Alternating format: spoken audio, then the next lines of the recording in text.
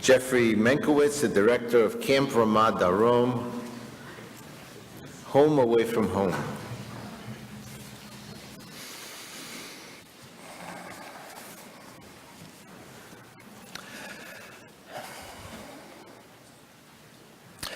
I'm here today representing friends, parents, professionals, and lay leaders from Camp Ramah Darom who have traveled from across the region to be able to show love and support for the family members of Mitchell and Leslie, Hannah and Ari, and to convey heartfelt condolences on behalf of thousands in our camp community across the United States and in Israel who are grieving with us all.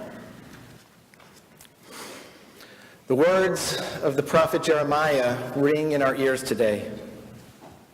Ko amar Adonai, kol beramah nishma, tehi bechi tamrurim. Rachel nivaka al baneha, me'ana lehinachem al baneha ki enenu. Thus says Adonai, a cry is heard in Ramah, wailing, bitter weeping. Rachel weeping for her children. She refuses to be comforted for her children who are gone. To the uninitiated, summer camp can be perceived as a lighthearted diversion, a fun excuse to leave Florida when the weather gets too hot, and a carefree way to pass the school recess. But to those who know what it means to change the clocks, as Hannah and Ari did, camp is a magical world and a sacred experience.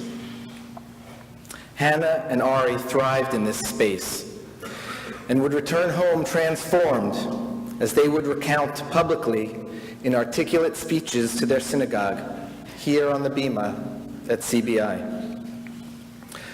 Mitchell and Leslie first chose to send Hannah to Camp Ramah Darom in 2008, and Ari began his own adventure 4 years later. For the past decade, their children were more than just campers, they were our family. And over the years, the warmth of the Weiss family home was experienced by countless Ramah friends when they traveled to the Clearwater area for simchas and reunions. As you've heard, and we'll hear some more, Hannah was well known at camp for milking the goats and playing in the dirt. Ari lived in the spotlight and was beloved for his musical abilities. But the talent that I'd like to highlight today is both Ari and Hannah's skillfulness as weavers. Not exactly the type of weaving that we do in the art studios at camp, though. In so many ways, Hannah and Ari's lives embodied the values of Ramah Darom. Each summer, they sought out new friends in an effort to be inclusive and strengthen the fabric of our community. As leaders among their peers, they spun vibrant threads of positivity, passion, and a love for being Jewish. And from these fibers, an intricate mesh of interconnected relationships emerged. Chana Maya. Hannah's camp friends talk about how knowing Hannah changed you in positive and permanent ways. Her radiant smile, her contagious laughter. You'd catch her in her signature overalls and boots, taking the goats for a walk on a leash around camp with her campers. A conversation with Hannah felt like a gift. She was present with you, connected. In an age when we spend so much time talking with our thumbs, Hannah spoke to you with her eyes, with her smile, and her generous heart. In these conversations, her friends would recall that you would lose track of time and never really conclude, just pause. Hannah was known at camp for protecting the planet and her younger brother and her younger brother's friends. It was through her involvement in Ramah's organic gardening and sustainability program as a rising 10th grader that we saw her develop a passion for environmental activism and food justice. After spending the summer in Poland and Israel with Ramah, she returned to give back to camp as a leader in our farming program, working with the goats and chickens, getting kids excited about the entire growing cycle, from seeds to compost and back again. Her close friend Eleanor Stern, who spent 10 consecutive summers at Ramah with Hannah, described her in this way. Hannah wanted to save the world, and her first step was gathering friends together, giving them company and food and a listening ear, and making sure that her loved ones loved one another. Sheila Haber, who along with Eleanor attended the memorial service last week in Philadelphia, said that Hannah cultivated a lifestyle of reciprocal love, even in the way she practiced self-love. She benefited the people around her. Hannah brought people together. She opened our hearts and inspired us to hold the earth and each other with compassion. Ari Moshe. It is not an exaggeration to say that Ari was a rock star. At camp, he lit up our stage and thrilled our entire community, fronting the band for Nachsho Live and Nivo U. Ari had serious groupies, legitimate fans, even among a discerning college-age audience of staff members, not clapping politely, but cheering enthusiastically and basking in his stardom. But even more than music, sports, or any other pursuits, Ari was a devoted friend and used his charisma to inspire others to be caring and connected. Like his older sister, Ari, in his own way, fostered a strong sense of connection and community among his peers. Ari was the camper who inspired counselors to return to work at camp summer after summer. Never too cool to show sincere love for a friend, or dance with complete abandon, or get swept up in the emotion of communal singing at Suda Shlishi. Ari, we will miss your voice leading cheers in the Chadar Ochel. We will miss your laughter echoing off Gesher Hill. We will miss your sweet harmonies and haunting guitar. We will miss your uninhibited expressions of Jewish joy, dancing wildly with your friends at Havdalah. We will miss your Yom Sport energy. We will miss your passion and your kindness. But we were blessed that while we knew you, you were a teacher of Torah. Ari's friend Ethan shared a bit of Ari's Torah. But the way we study Torah, we need to repeat it. So if you'll permit a chazara. Now I must share that this particular piece of Torah, this wisdom that Ari imparted, was transmitted in an unusual way.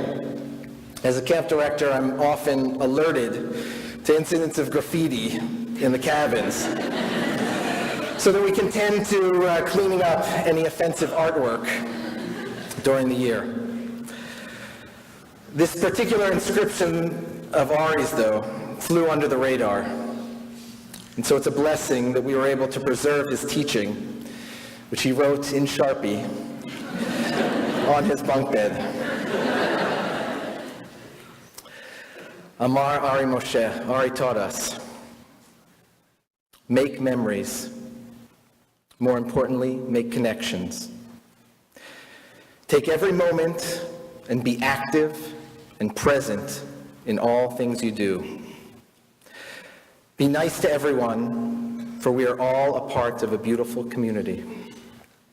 Talk to someone new every day. Have a positive attitude, even if you hate the activity. Make memories, but make memories that count. By the end, all you will have are memories.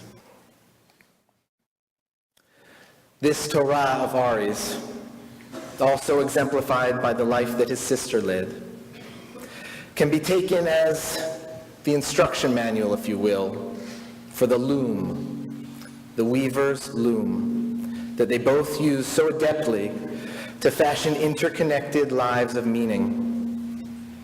Today, this exquisite textile, this sacred tapestry of community is torn.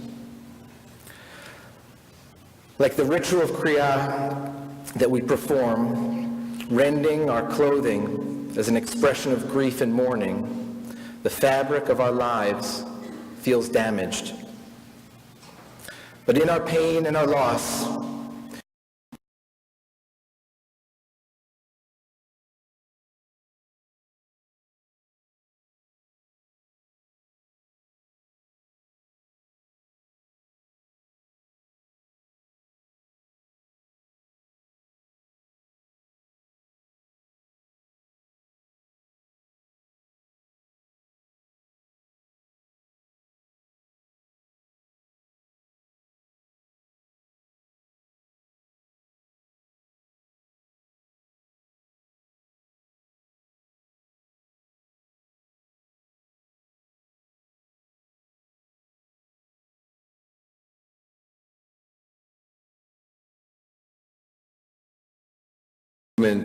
We'll share some thoughts.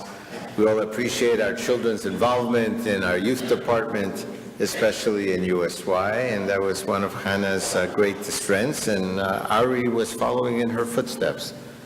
Rabbi Wernick. We also acknowledge Stephanie Nickel, Hanegev USY Regional Director, who is with us this morning.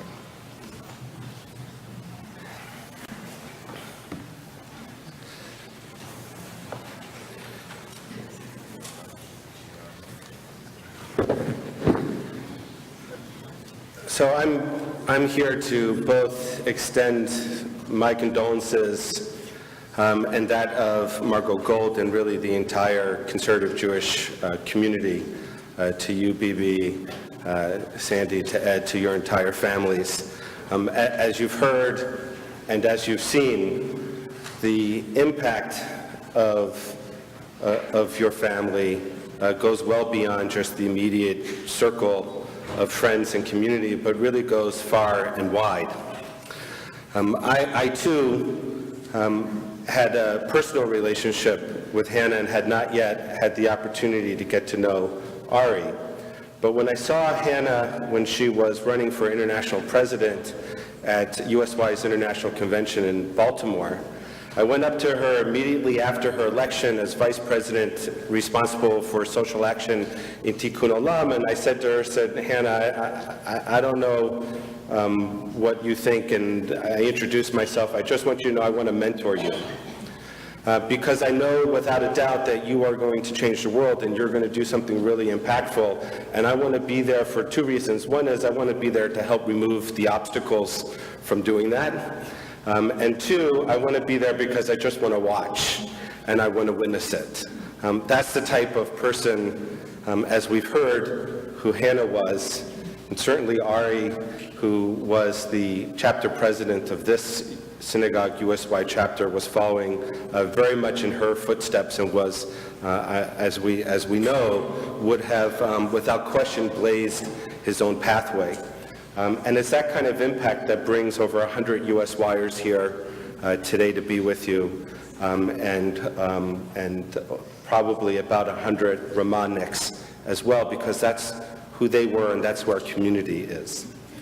It's hard to be here and not think about Rosh Hashanah and Yom Kippur, and not just because the walls to the sanctuary are open and the seating goes into the auditorium, but because the liturgy of the high holidays speaks to us so profoundly at this moment of loss.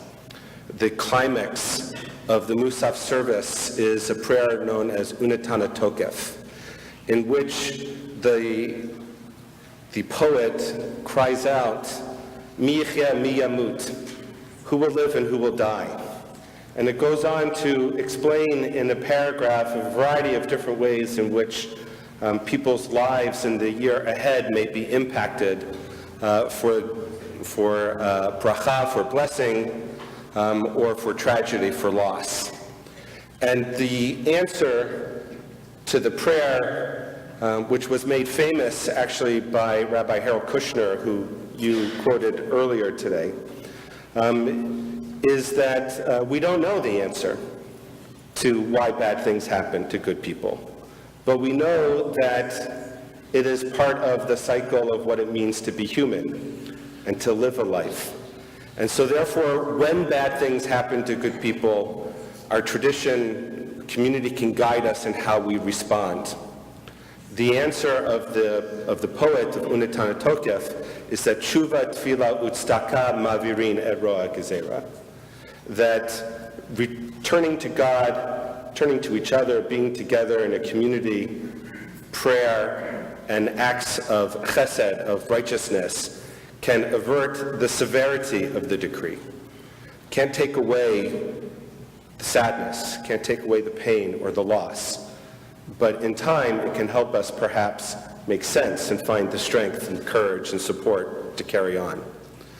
Another element of the high holidays that speaks to us specifically today is the notion of the book of life, B'Sefer HaChaim, which at the end of the Amidah we sing, B'Sefer Chaim Bracha V'Shalom.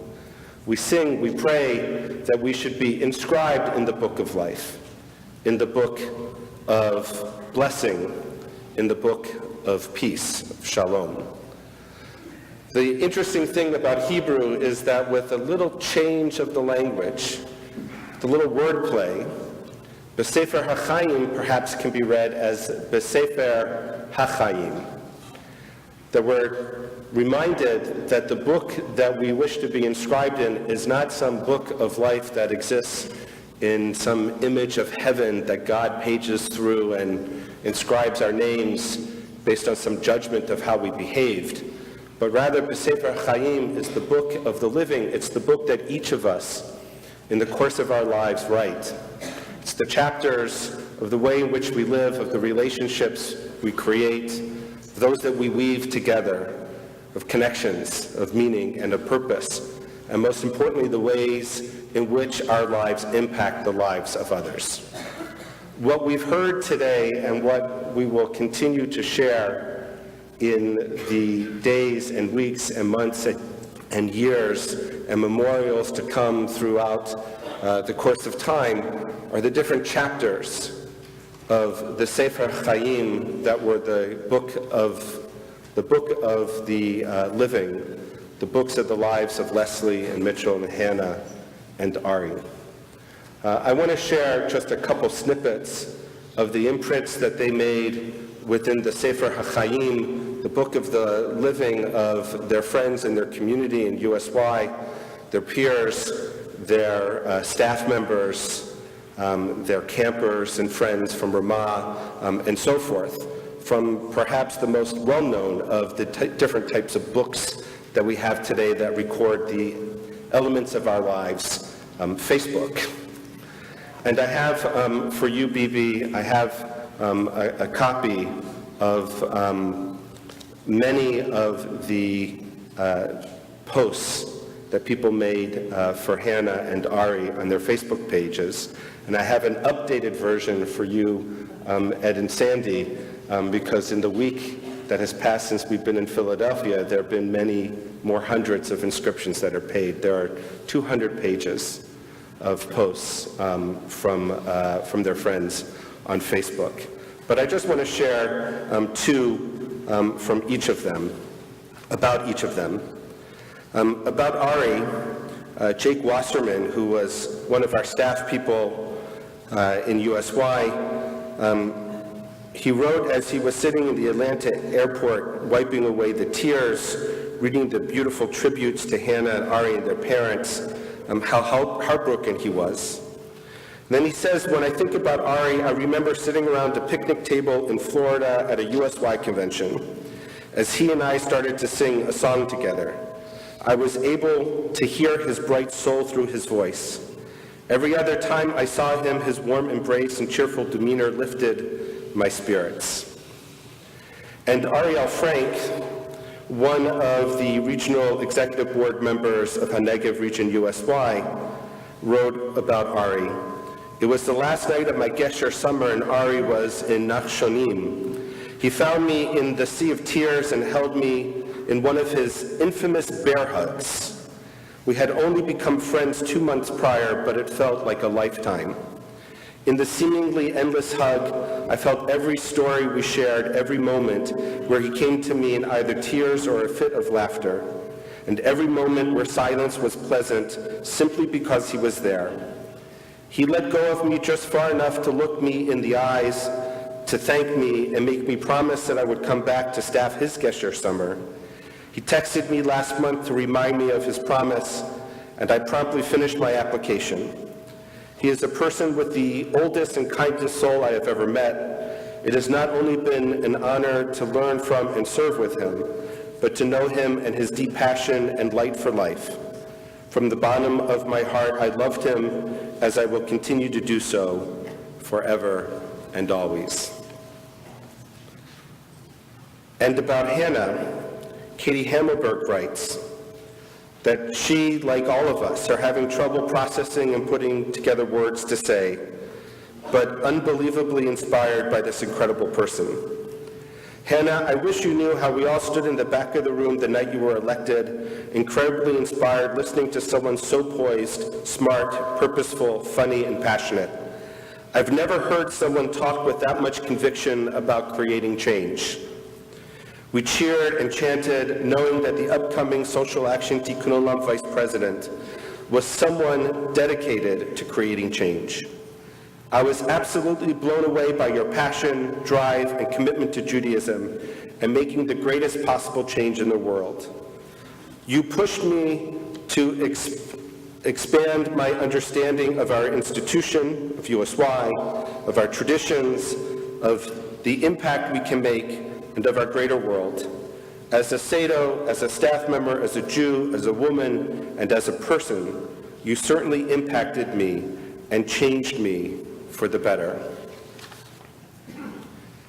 Ethan Fuhrer, who was the international president of USY when Hannah was Social Action Tikkun Olam vice president, said, "We all have that one person who makes you feel safe, that one person who gives you hope that the future of our world is in good hands. That one person who never settles for anything less than goodness and positivity. Hannah was that one person for me. She took every opportunity to improve the lives of everyone that she encountered." And it wasn't just the people that knew her. People that perhaps knew her only tangentially, like Adam Miller writes, "There aren't many people who you can only have met for a few times, but at mention of their name, your thoughts all go to how they will change the world and the positive impact that they have and will have forever." That's why, even though I only briefly met Hannah Weiss at USY's international conventions, I felt her loss very personally. The world has lost a true mensch, someone whose positive impact is unbelievable to everyone who met her, worked with her, or was even tangentially affected by her work in social action in Tikkun Olam to fundamentally change our world for the better.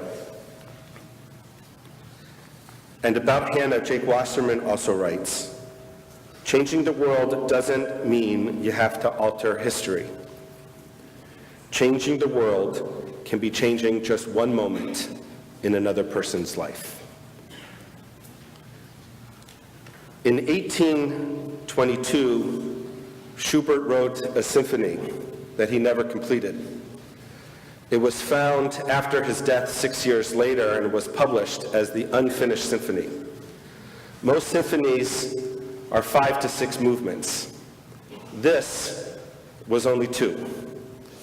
Historians don't really know why it is he never published the symphony, but after his death, Schubert's unfinished symphony became perhaps one of his most well-known and beloved works.